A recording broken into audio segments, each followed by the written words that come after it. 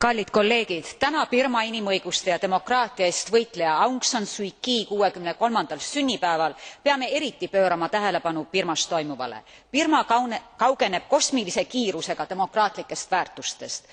Nobeli preemia ja Sahharovi auhinna võitnud Aung San Suu Kyi on tänaseks veetnud vangistuses 12 aastat ja 239 päeva. Tal ei ole lubatud vastu võtta külalisi, pidada telefonikõnesid ega saada posti.